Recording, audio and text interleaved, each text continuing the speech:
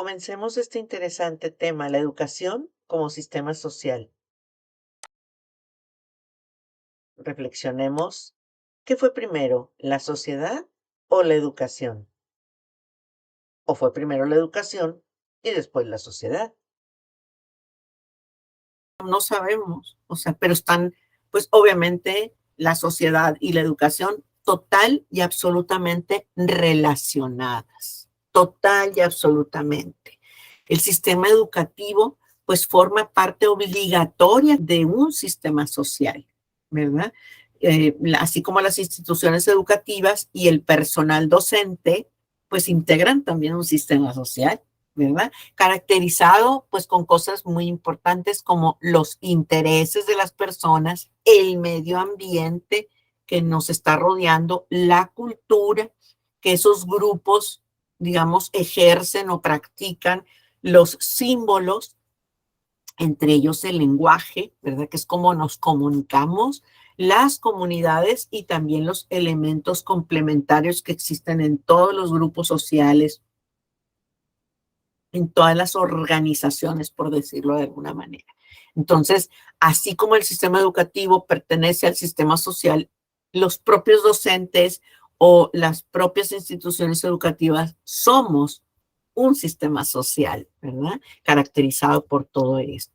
Y la educación, pues, como es uno de los ejes esenciales de la educación, pues es fundamental para contribuir a que los sujetos pues, se desarrollen y se integren plenamente en un contexto en donde viven. Sabemos que sin este tipo de acuerdos, por decirlo así, que todos asumimos y que todos ponemos en práctica en una sociedad, pues sería imposible vivir, ¿verdad? Sería imposible estar junto con otras personas, ¿verdad? Eh, Habría un caos, ¿verdad? Si no existiera esta parte educativa, ¿verdad? Y que ahorita vamos a ver más aspectos de ellos.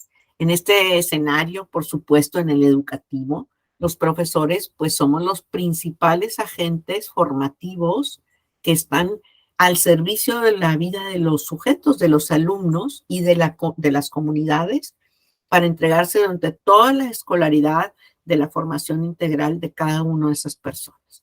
Jugamos un papel muy importante, pero también sabemos que la casa y los padres de familia también es, que ya lo vimos, es una parte también de agentes que están interviniendo en esa parte. Pero ya cuando se formaliza la institución educativa como tal, en cualquiera de las épocas de la humanidad, pues los profesores somos pues una parte muy importante, ¿verdad? Porque somos la persona que está al frente, la persona que lidera, la persona que está dirigiendo, digamos, de alguna forma o favoreciendo la educación de los miembros. Y es muy importante, aunque sabemos que se ha perdido un poco, digamos, la valía del profesor, porque a lo mejor en otros tiempos, en las comunidades, el profesor era pues a la altura del gobernante, a la altura del sacerdote, a la altura, o sea, era un líder muy importante y poco a poco, pues desafortunadamente en algunas comunidades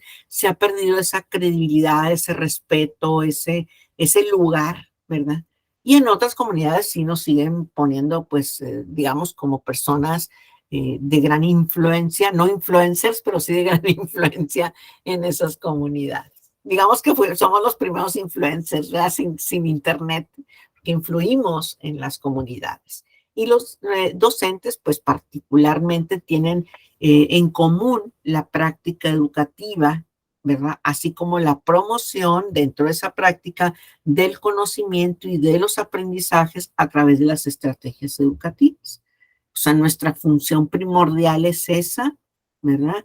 No queremos, digamos, manipular a las personas, sino que estamos en la obligación de que las personas comprendan cosas, tengan información, tengan conocimiento y, por supuesto, aprendizajes, ¿verdad? Para bien de la sociedad y del entorno. Y así, pues de esta manera se van afianzando actitudes y conductas democráticas. Eso es algo que no quiere decir, digamos, un sistema democrático, político democrático, sino que en la educación debe existir la democracia, debe existir la oportunidad para todos, porque es como un equilibrio, ¿verdad?, para la adquisición del conocimiento. O sea, no podríamos monopolizar el conocimiento en nuestros grupos y decir, bueno, estos sí aprenden y estos no, o estos tienen una oportunidad diferente a estos, que en algunos esquemas educativos sucede, en donde se relega, por ejemplo, a los que no aprenden rápido, o se reprueba a los que no hacen como dicta el profesor o como dice un programa educativo, los que no cumplen, ¿verdad? Entonces se supone, y lo estamos viendo desde el punto de partida filosófico, no nada más lo teológico, sino filosófico, en donde dice todos, a través de toda la historia, se supone que todos deberíamos de tener las mismas oportunidades democráticas de aprendizaje, ¿verdad? Se debería hacer. Y sobre todo, dos cosas importantísimas: la vida en libertad, la equidad, con conciencia crítica y con responsabilidad social.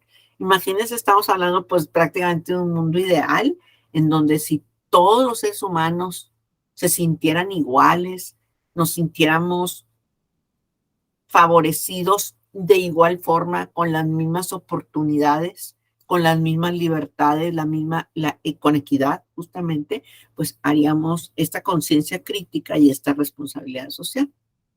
Desafortunadamente, esto no sucede tanto y hay como dos corrientes de la sociología educativa que nos dicen, por un lado, la escuela da la oportunidad democrática de estudiar, pero también la escuela divide a la sociedad, ¿verdad?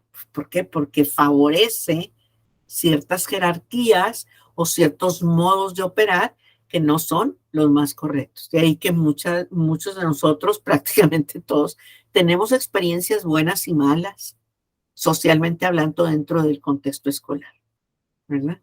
Aquellas personas que en los salones, por ejemplo, eran los favoritos, o todavía hay, no lo debemos de hacer, pero todavía hay como que los favoritos del profesor o la profesora, o a los únicos que se les pregunta o se les toma como ejemplo. También más evidente cuando el profesor regaña a alguien delante del grupo, que tampoco se debería de hacer, ¿verdad?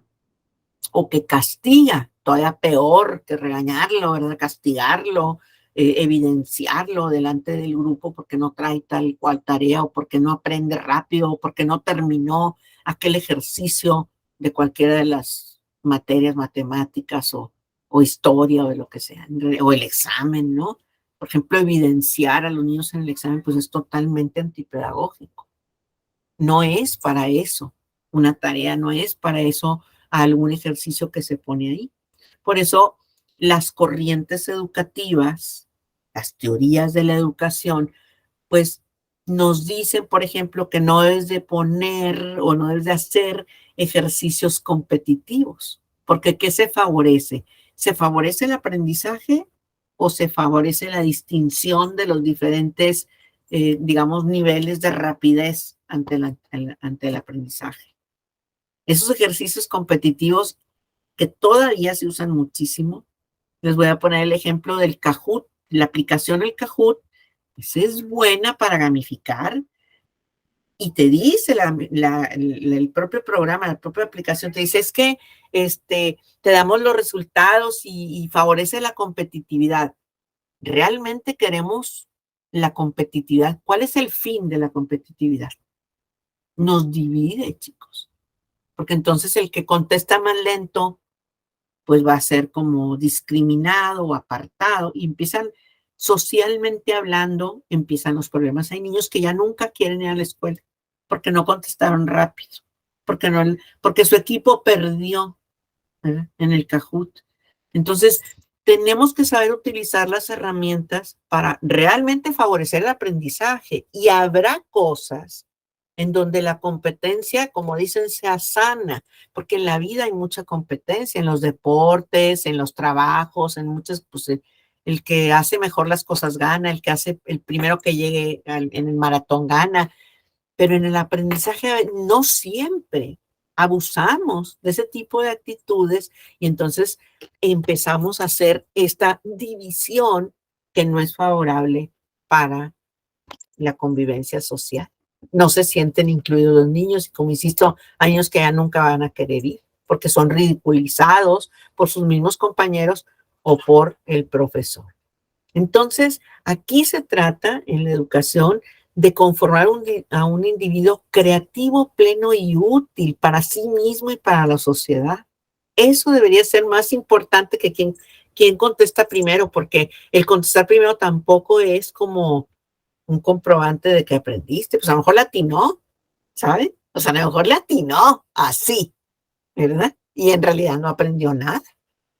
Tuvo suerte, ¿verdad? Como dicen en los exámenes, Ave María, dame puntería, ¿no? Bueno, igual con este tipo de ejercicios. Entonces, nada más sí saber qué está detrás o qué consecuencias puede tener aquello. ¿Para qué y por qué educar? Y bueno, en el modelo sociocrítico del paradigma de este autor que se llama Pockiewicz, permite dimensionar el compromiso que asiste a la educación para transmitir, para crear y afianzar la cultura de la sociedad desde los contextos educativos reales, ¿verdad? Aquí es como importante, pues no solamente que las personas aprendan a convivir en sociedad, sino que ellos mismos construyan y reconstruyan o deconstruyan el medio, ¿verdad? Deben de ser partícipes, aunque sea un niño pequeño, de cómo se están llevando a cabo las interrelaciones sociales. Este modelo, pues, promueve el cambio social, que es algo de lo que también aquí ya nos aportaron, transformar, ¿verdad? Aquí el cambio social pues tiene mucho que ver con los indicadores de calidad educativa que nosotros manejamos o que debemos de estar manejando.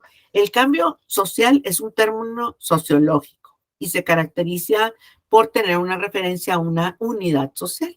Hoy en día la sociedad no es vista como un sistema rígido, como en otros tiempos. Y ontológicamente la sociedad es vista como un estado estacionario que es vista como un estado estacionario, no existe y no puede existir.